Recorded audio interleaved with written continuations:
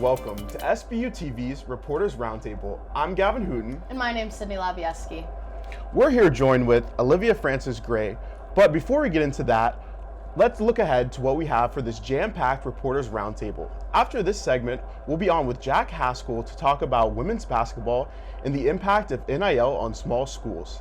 After that, we'll be bringing on Professor and Pulitzer Prize winning journalist Donald Gilliland. And to wrap up our show, we'll have SBU-TV reporter Aaron Tarquinio to talk about the squirrels you're seeing around Olean. Awesome. So, Olivia. Good morning, Olivia. Hi. Tell us a little bit about, I know Sid, you were working on a story for talking about women's feminine hygiene products. Can you tell us a little bit about that? Yeah, so it's this new initiative that Alex Payne, who is the administrative assistant to the Dean of Education, she came up with this idea to put all of these feminine hygiene products in all academic buildings, not just Plasman. And she couldn't do it alone. That's why we have Olivia here. She is a part of Empower, and she's also working with Facilities, who is in charge of the upkeep of making sure all of the products are like up to date and that their baskets are actually fully stocked. So yeah, let's check it out. Direction, as some would say, is heading to St. Bonaventure University. I think this is just aiming towards the students' well-being, especially in the women's population as well here on campus. Free and accessible feminine hygiene products are now available in all academic buildings here on campus. The price of feminine hygiene products have gone up over 41% in the past 4 years. And with the rise of prices, students say this is extremely helpful to the Bonaventure community. The idea came from Alex Payne, assistant to the Dean of Education. But Alex, she did everything. She found all of the resources. She got all of the approvals. She told me what she wanted, and I was like, I would help her in any way I could. Before the Plasman renovations concluded in 2023, this was the only academic building that had access to free feminine hygiene products. But now, they're in all academic buildings.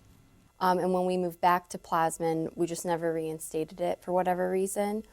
And there were some professors who let me know that there were women who were seeking out that resource drawer, whether for an emergency or just because it was a place that they could get some products that they needed.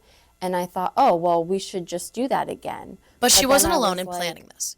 Payne had the help from campus facilities to keep the bathrooms fully stocked, and from the group Empower, which is a student peer education group that focuses on preventing sexual assault and violence.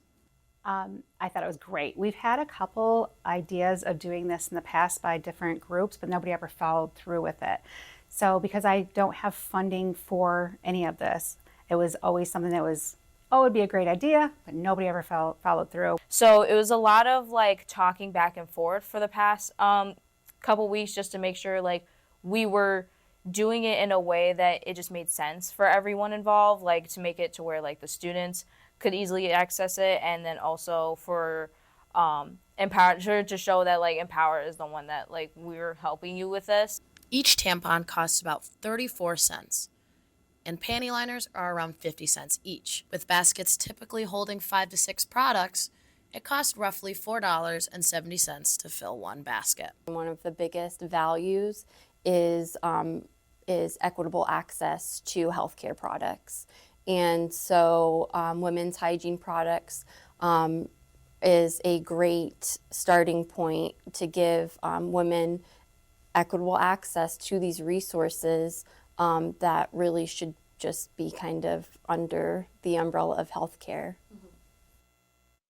So Olivia, why do you think it's important for young women to have access to free, accessible feminine hygiene care products? Yeah, so I think it's really important because obviously as the economy like gets more in depth nowadays, like the prices of feminine hygiene products tends to get very expensive. So it's important for females to actually have access to such products. So be able to provide that for them on campus is like a big step in the right direction to actually like make them feel more comfortable here on campus. And Olivia, can you tell me just like a little bit more about what is Empower and like what do you guys do? Yeah, so Empower is a student-led group here on campus, and a lot of the events that we do, it's related to domestic violence and sexual assault prevention and just teaching students about the importance of setting boundaries, whether it's either in a work environment or if it's in a school environment. So can you tell us a little bit more about the events you do, like what goes into that and all that stuff? Yeah, absolutely. So I know, just for an example, like one of the events that we do, Nacho Body, it's basically just talking about like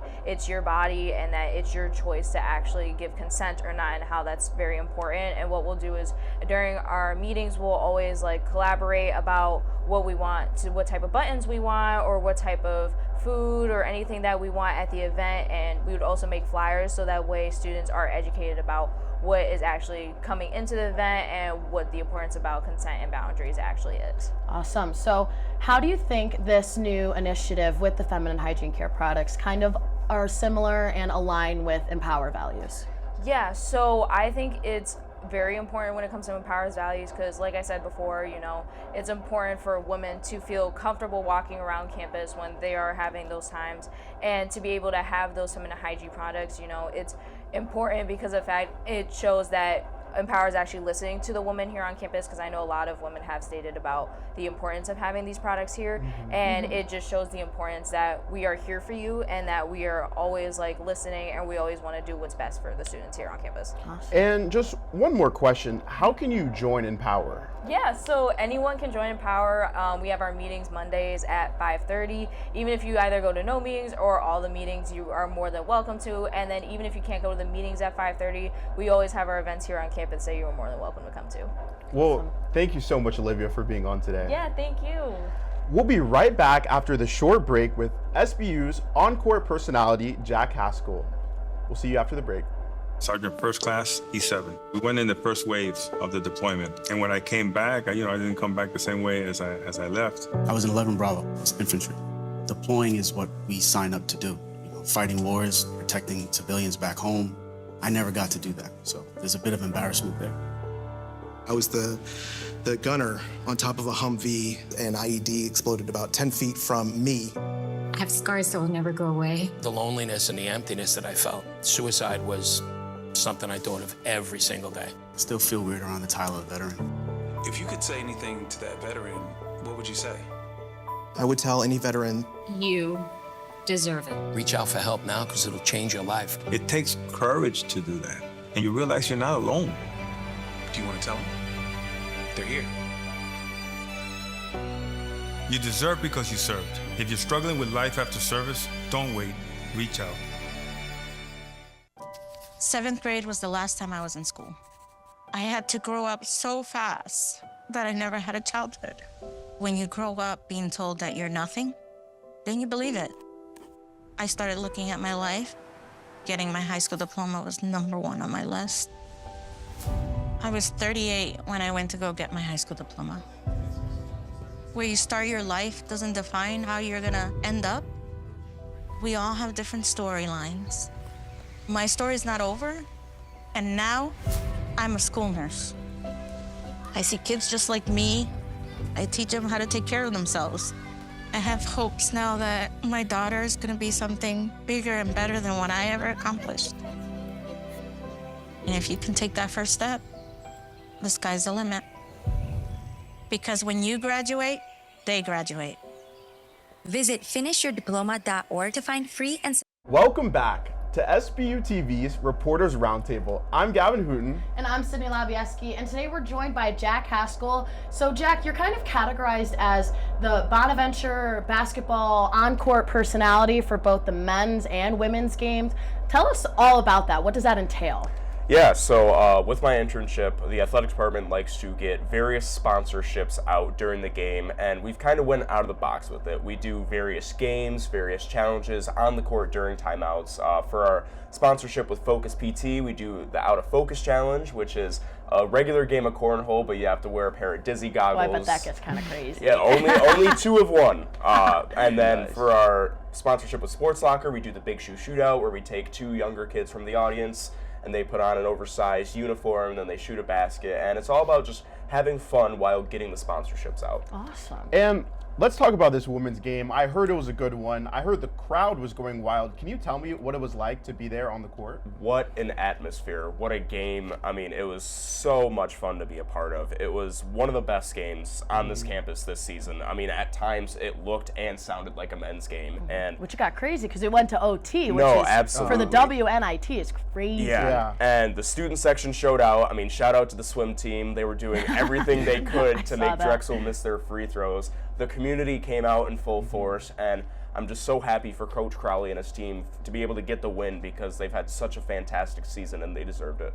Awesome. So kind of walk me through how you kept the audience engaged. I know we saw with the men's team, the audience kind of dwindled in numbers, and then obviously besides yesterday, we know that the women don't tend to have as much numbers. How do you still try to keep the audience engaged? Yeah, I mean, our attendance reflected our record. We didn't have a very good record this season, but it's all about just going out there and having fun. And I think if I'm able to go out there and bring enthusiasm and bring a certain vibe, that the crowd will pick up on it and they'll slowly get back into the game no matter what the score may read. Awesome. So to kind of get on a different topic and talk about NIL, how do you see NIL impacting small schools like St. Bonaventure? Yeah, I mean, NIL is hard to come by as a mid-major school. I mean, we don't have the resources, the money, any of that some of these high major schools do. But I can say that St. Bonaventure has navigated it as best as they can. And I mean, the donors, I'm grateful for all the donors that have been able to help us through this new era of college basketball. And I think that as NIL becomes more understood, that St. Bonaventure, along with all the other mid-majors, will be able to better navigate it. Awesome. And one more thing, do you know when you can catch the next women's game? Yeah, so the women won last night, obviously, against Drexel. They'll move on to play Middle Tennessee at Middle Tennessee on Monday night, and it should be a good game, and hopefully another Bonnies win. That'll be exciting, yeah. Well, thank you so much, Jack, for coming on today. Thank you for having me. We will be right back after the short break with Pulitzer Prize winning journalist and Professor Donald Gilliland. Let's take a look. I see an amazing woman. I think, a woman who always had it inside of her to be the amazing person you are today. And I'm so thankful that I was part of your journey and that I get to watch the next phase in your life and to see what it's gonna bring, because I know you're gonna do amazing at whatever you do. Gosh. I see the person that I want to be in life. She's everything. Gosh, I can't, she's everything I want to be. She's an amazing mom, an amazing worker, an amazing wife, and every day that I wake up, I'm always grateful.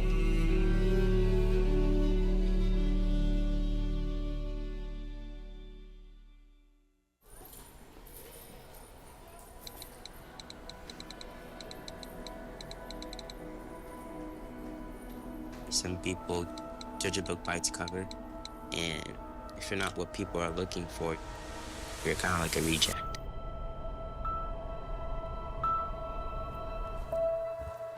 At school, it feels like everyone's staring at me and I'm just kind of not really a person. Sometimes I can't believe that you could be proud of me if I'm not proud of myself. It just was hard today. Nobody was listening to me. Think of our best times together. Let's do more of that. Try to understand me more, and I'll try to do the same. Listening is a form of love. Find ways to support your kids at soundidouttogether.org. Good morning and welcome to SBU-Tv's Reporters Roundtable. My name is Sydney Labayewski. And I'm Gavin Hooten. We're here joined with Pulitzer Prize winning journalist and Bonaventure Professor Donald Gilliland. Thank you for coming on today. My pleasure. So my first question is, I know you worked at many different levels, from rural newspapers to reporting in Washington. Can you tell me a little bit about your journey? Sure. I started at a rural weekly. It's one of the best in Pennsylvania. It tended to punch above its weight. We covered state and national stories on occasion.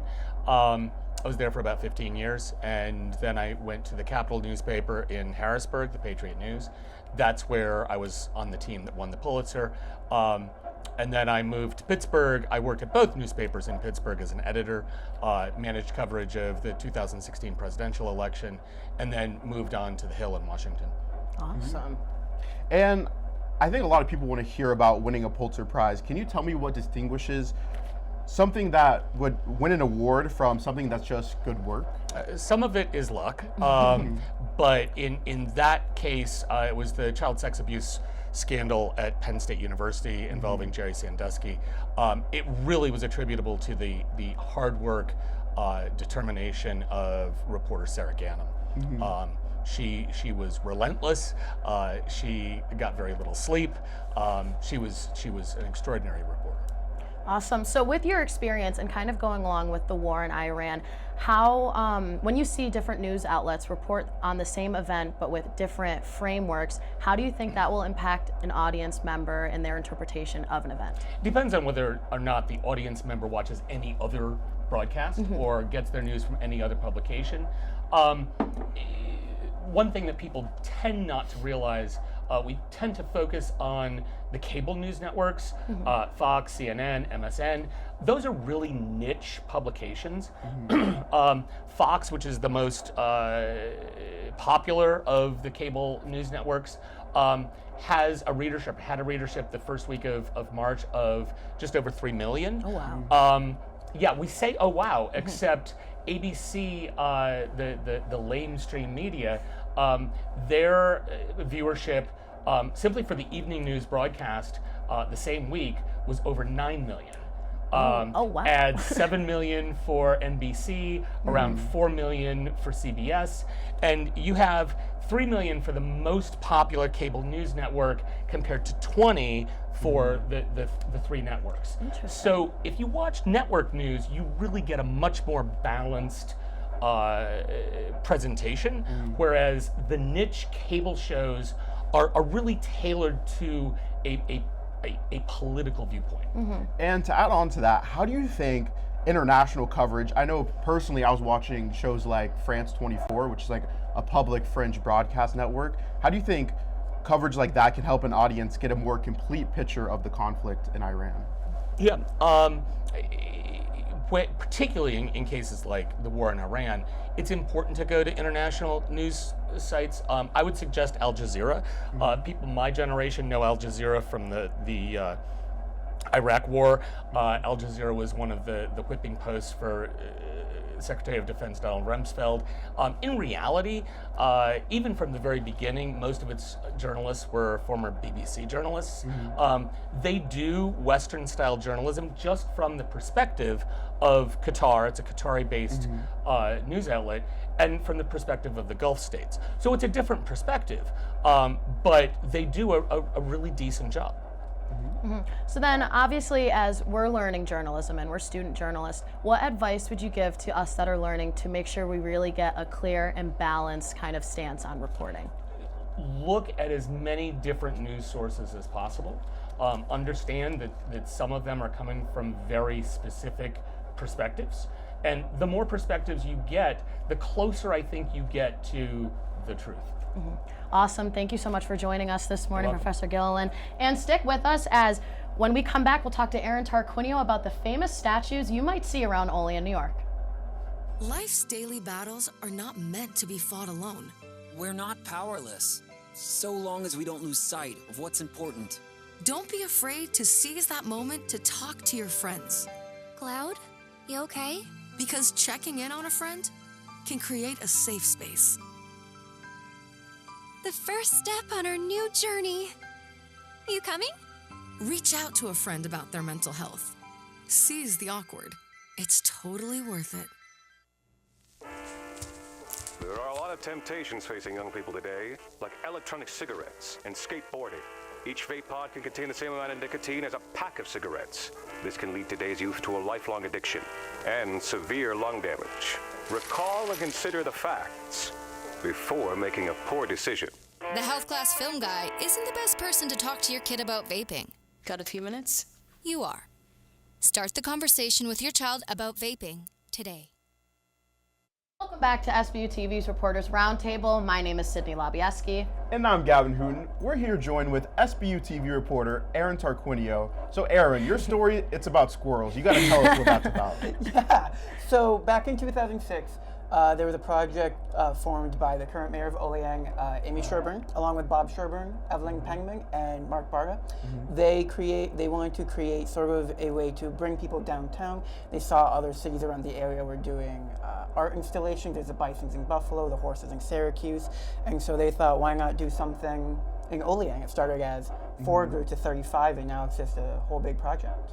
Well, Aaron, let's check it out.